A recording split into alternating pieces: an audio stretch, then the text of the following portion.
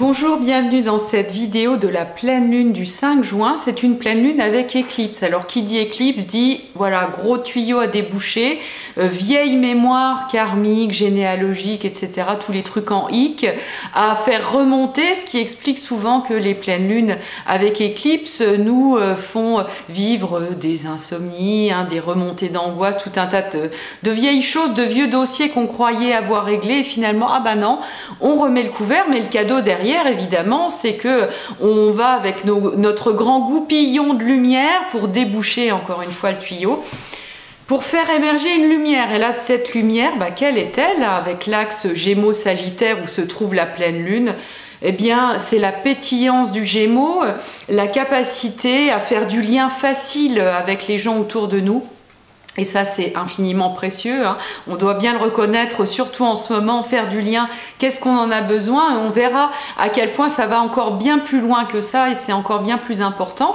Et puis aussi, puisque le nœud sud, cette coupelle que représente le nœud sud, finalement ce chaudron, ce chaudron qui doit contenir tout plein de dons, tout plein de choses qu'on a pu accumuler de vie en vie, voilà, dans notre généalogie également. On a acquis tout un tas de choses dans notre ADN aussi.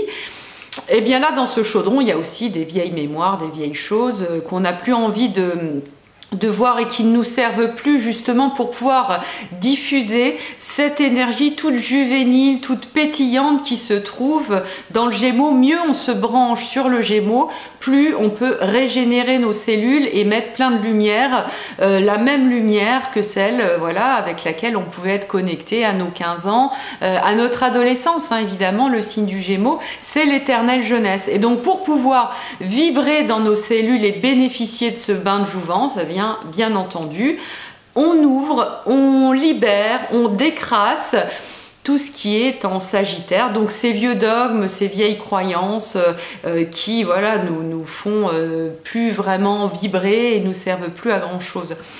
Donc voilà, des vieilles peurs évidemment également. Donc les éclipses nous offrent tout un tas de synchronicités, de choses magiques un petit peu pour nous permettre de comprendre comment on réalise ce réalignement. Et puis dans le Gémeaux, évidemment, c'est ce rapport à la proximité. Et moi, je trouve ça vraiment hyper intéressant, franchement, de voir particulièrement en France, là, avec les élections municipales, que cette proximité, elle s'illustre. Il ne s'agit pas de se dire, ouais, mais ça, c'est bassement politique, et oui, on ne va pas s'intéresser à ça parce qu'on est bien plus spirituel que ça. Le problème, c'est que le mot politique, évidemment, il a été mal utilisé, c'est un très joli mot, c'est un mot qui nous parle de la vie de la cité, du vivre ensemble, de comment on se met ensemble pour essayer au niveau local ou au niveau plus large évidemment, pour essayer de faire quelque chose de bien et de mieux possible qui réponde en tout cas le mieux possible aux besoins de chacun. Et on a confondu le mot politique avec voilà, ce théâtre un petit peu qu'on observe souvent et où on se dit mais bon sang, mais pourquoi cette bipolarité idiote à un moment? Pourquoi finalement on s'oppose? Ces oppositions de chapelle, je dirais, qu'on peut très bien retrouver justement dans ce que je vous disais juste avant, avec ces croyances, je dirais, sagittaires, où on appartient à un parti, où on appartient à un bord, où finalement on se dit mais au bout du compte, on a juste un projet collectif à créer ensemble où tout peut finalement trouver sa place, le bonheur individuel comme la cohésion et la synergie du collectif. Et donc voilà, c'est ces bipolarités qui sont intéressantes à travailler, c'est ça qui nous est demandé de déboucher aussi actuellement, parce que c'est vrai que ces bipolarités, finalement, elles sont assez universelles. Alors elles sont un petit peu effacées, on peut le voir en politique, on ne sait plus trop bien, il y a une forme de flou. L'ennemi, et d'ailleurs Mars qui est actuellement en pleine régénération en Poisson, Mars ça peut être l'ennemi quelque part d'un point de vue symbolique. C'est devenu flou finalement, on ne sait plus très bien quel est l'ennemi. On peut voir par exemple que cette bipolarité, elle se manifeste autrement actuellement. Alors là, de manière très très visible, et c'est extrêmement intéressant à observer, on va avoir, je dirais, le parti des gens masqués qui sont pour cette hygiène effectivement. Le masque à ce niveau-là est la partie émergée de l'iceberg quelque part. Et puis il va y avoir à l'autre bout je dirais, le parti des gens qui ne mettent pas de masque et mettent vraiment un point d'honneur à ne pas le mettre, parce qu'eux aussi ont tout un tas de raisons, hein. Le non-masque, l'absence de masque, finalement... eh bien, ça c'est réfléchi, hein, même si d'un bout à l'autre, on peut avoir des jugements, hein, les uns sur les autres, finalement. Si on arrive à se positionner de manière beaucoup plus équilibrée dans cette dynamique Gémeaux, hein, qui est bipolaire, encore une fois, et d'essayer de voir justement, eh bien, derrière ces apparences, eh bien, qu'il y a des liens possibles, et ça, souvent, il y a aussi, bien entendu, comme dans des partis politiques qui pourraient être extrêmes, on a des personnes beaucoup plus modérées, qui ne portent pas de masque et puis évidemment sont dans un amour inconditionnel pour l'autre en face qui porte un masque et vice versa. Et donc voilà, c'est vraiment très intéressant à observer parce que finalement ce port du masque ou ce non-port du masque, il est sous-tendu par un certain nombre de croyances à chaque fois, des dogmes, hein, et finalement dans les deux il y a du vrai. Dans les deux, il y a du vrai et c'est là où les liens vont être vraiment intéressants quand ils arrivent à se nouer. Et donc voilà, cette pétillance, elle permet de relier ces deux pôles. Alors là, je dis masque, pas masque, parce que c'est vraiment un truc flagrant actuellement qui se voit énormément. Et on voit bien qu'il arrive parfois que les gens se regardent de travers et donc se jugent énormément. Donc c'est amusant à observer. Et en même temps, eh bien, le Gémeaux, il explose tout ça. Il explose les apparences et il est vraiment en capacité à accepter l'autre tel qu'il est, en dehors de son dogme, hein, en faisant table rase de ce dogme rigide dont chacun de nous est bien entendu porteur, et il ne s'agit pas d'enlever, hein, effectivement ces dogmes, il s'agit juste, je crois, simplement d'en prendre conscience et peut-être de se dire que sa propre vérité n'est pas forcément universelle. En tout cas, c'est très intéressant de se dire que sa propre vérité n'est pas universelle pour pouvoir bien se relier en Gémeaux, parce qu'avec cette posture, eh bien, on va réussir à se relier, tandis que si on est fixé dans notre dogme, évidemment, on ne crée que des barrières avec l'autre et ça ne va pas être très intéressant. Donc voilà pour cette idée des bipolarités qu'on peut voir se décliner de plein de manières, évidemment. Et là, c'est intéressant aussi, hein, cette idée que les élections municipales, en France en tout cas, elles aient démarré avant le confinement, et puis que là, toute cette période taureau ou recentrage dans le local, hein, là pour le coup, on s'est recentré sur le local, hein, on a pris conscience de comment ça se passait dans notre immeuble, dans notre quartier, dans notre environnement, avec notre voisinage, ça a été réinvesti, ce sont des champs qui ont été réinvestis, c'est ça qui est très important. Par rapport à cette vie ensemble, à cette vie politique finalement au sens noble. C'est que moi, par exemple, j'ai toujours entendu, enfin en tout cas souvent entendu dire, et ça me choquait pas mal, de dire il ne faut pas parler de politique. Mais quelle bonne idée de ne pas parler de politique, au moins là on est sûr d'être insatisfait et on est sûr d'être dépossédé de notre pouvoir, on est sûr finalement bien, que les choses se fassent sans nous. Et là j'en ai particulièrement bien pris conscience, hein, de ce désinvestissement. J'ai vu chez moi des arbres se faire abattre devant mes yeux, hein, des arbres centenaires. D'ailleurs, c'était des arbres qui étaient sur une école et cette école, eh bien, elle a été fermée et à la place, eh bien, on met en place un projet immobilier où on coupe les arbres. Voilà. Et là, je me dis, ok, quand est-ce que tu as désinvesti ce champ politique? Quand est-ce que tu as fermé ta bouche et que tu as laissé faire ça? S'agit vraiment avec ce Gémeaux, quand on le met en lien avec tout ce qui se passe en Capricorne, évidemment, avec ce Pluton qui nous ramène à notre responsabilité et à notre sens de la sagesse, évidemment. Pas toujours de manière très sympa, hein. C'est vrai qu'on n'a pas toujours envie de voir à quel point on est responsable de tout ce qui se déroule dans notre univers immédiat. Eh bien, finalement, ce Gémeaux et ce Capricorne, ils fonctionnent très très bien ensemble parce que on va réussir à réinvestir tout ça, hein. Dès qu'on désinvestit un champ, de toute façon, la nature a horreur du vide, hein. C'est obligatoire. Il ne s'agit pas de se plaindre que oui, les politiques, machin, etc., etc.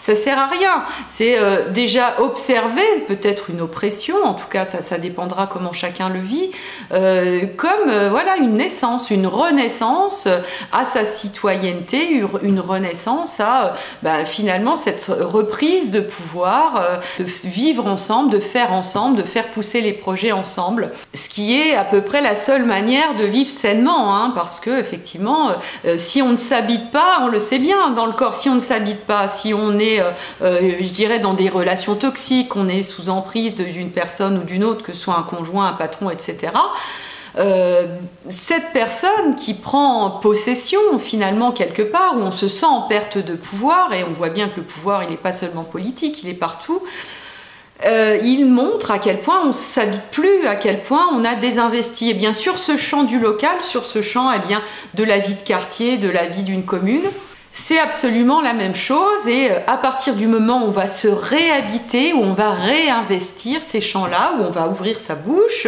ça ne veut pas dire être agressif, ça ne veut pas dire embêter le monde exprès, ça veut dire être présent, ça veut dire être là, être aligné, être bien sur terre, et investir ce Mars, hein, il est très important Mars, regardez comme il est positionné, il est vraiment en carré de cette pleine lune. Donc je vous rappelle, on a ce canal de pétillance, de décrassage des vieilles croyances pour faire aller, je dirais, une magie qui peut circuler partout. Ça insémine, hein, le Gémeaux, ça va partout, ça serre les mains partout. Bon, moi, en ce moment, on se serre le coude peut-être. Mais en tout cas, ça va parler et essayer de semer des petites graines un petit peu partout. Et là, paf, ça se trouve en carré sur ce Mars qui est en pleine régénération. Et Mars, il a un grand rôle hein, actuellement. C'est vrai que Mars, c'est comme Pluton, c'est comme Saturne, c'est des planètes mal aimées de l'astrologie traditionnelle. Et effectivement, moi, c'est des planètes que j'adore à réinvestir aussi. C'est-à-dire qu'il s'agit tout simplement de les remettre à leur place. Un Mars, si ça monte à la tête, ça va pas du tout. C'est-à-dire que on a perdu complètement la notion de la raison, la notion de l'intérêt collectif, même la notion de son intérêt personnel. Parce que quand on part dans des colères destructrices, la première personne qu'on détruit, c'est nous-mêmes, c'est notre propre vie. Hein, en détruisant notre univers relationnel, voilà, ça fonctionne pas. Mais à partir du moment où on investit Mars dans nos chakras du bas, hein, qu'on les met vraiment bien en place et qu'on fait circuler tout ça pour parler, pour exprimer, pour dire les choses sans avoir peur d'être en disgrâce, hein, parce que ça, c'est aussi ce qui se passe avec cette magnifique Vénus, ce magnifique carré entre Vénus-Mars. Hein. C'est vrai que le Soleil est sur Vénus rétrograde actuellement. Voilà, il n'y a pas mieux. On est vraiment dans une configuration extrêmement dynamique. Alors plutôt que se dire « Oh là là, je mets le parapluie parce que là, c'est violent, c'est dynamique », ben non, c'est super, c'est du kérosène dans notre moteur, c'est l'occasion inespérée d'utiliser la force au service de la lumière, au service, encore une fois, d'un bien-être collectif, d'un bien-être individuel, mais dans du grand concret. Hein, c'est super marrant. C'est en ce moment, ce dont il est question, c'est comment on va gérer l'eau. Comment on va gérer l'eau actuellement. Pourquoi cette eau de pluie merveilleuse va se mêler avec les eaux des égouts. Enfin, ça, c'est quelque chose, je dirais, on a la technique pour faire ça. C'est ça qui est génial. On est hyper doté, on est hyper doué en tant qu'humain. Il s'agit d'arrêter de se flageller.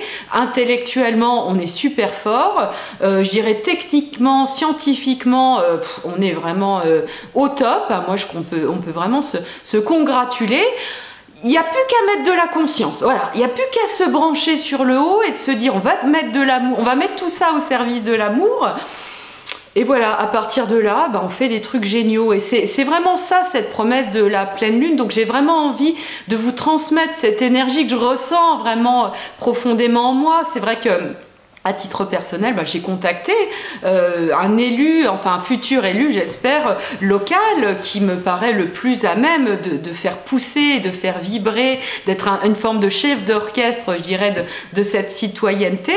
Et j'ai eu grand bonheur de pouvoir échanger avec cette personne autour de la 5G, autour de tout un tas de choses. Et je crois que voilà, c'est le moment, on peut aller les interpeller, on peut se mettre en lien sur un pied d'égalité avec ces personnes qui finalement sont là pour organiser les synergies. Utilisons-les entre guillemets, hein, ce ne sont pas des objets, mais en tout cas prenons parti de ces personnes, elles sont là. eh bien on va pouvoir se mettre en lien avec ces personnes pour que finalement ces synergies de liens énergétiques relationnels, eh bien, elle crée de la richesse. On investit autrement. C'est curieux quand même de voir l'investissement uniquement comme un investissement financier. C'est vrai que l'argent, voilà, très important, pourquoi pas. Mais écologiquement, là, ça a pris beaucoup trop de place, ce qui fait que, eh bien, le jour où l'argent fonctionne plus, où il y a un petit problème financier, bah, tout s'écroule. À partir du moment où on investit d'autres champs, qu'on investit le champ relationnel, par exemple, on verra d'autres champs avec les autres signes pendant les autres lunaisons certainement, eh ben, à partir du moment où ce tissu social, ce tissu, hein, comme on dit, ce réseau amical, ce réseau de voisinage est en place, eh ben, il y a de la sécurité qui se met en place, il y a du bien-être, il y a de l'échange, il y a des choses qui deviennent, c'est beaucoup plus fluide, hein, il y a des choses où on va vraiment s'enrichir matériellement, hein. Un exemple concret, on va échanger des plantes, on va échanger des choses comme ça, et puis des services. C'est de la richesse, hein, indéniablement, et donc c'est ça qu'il s'agit de faire. Donc voilà, moi c'est vraiment une belle pleine lune, pleine d'énergie que j'avais envie de vous transmettre. Donc utilisez, prenez ce pouvoir, prenez-le. Il s'agit vraiment de prendre son pouvoir. Si on désinvestit le pouvoir évidemment, automatiquement, il se centralise, et si on focus sur des grands méchants quelque part, eh ben, il s'agit de se dire, ok, où est-ce que je ne l'ai pas pris? À quel moment je ne l'ai pas pris et que je l'ai donné là-bas? Donc c'est bien de dire que c'est des méchants, mais à un moment, voilà, si je reprends mon pouvoir, peut-être que ça va se fluidifier tout ça et que chacun va retrouver sa juste place dans beaucoup plus d'harmonie. Voilà pour cette pleine lune, je vous embrasse bien fort, je vous dis à très bientôt, au revoir.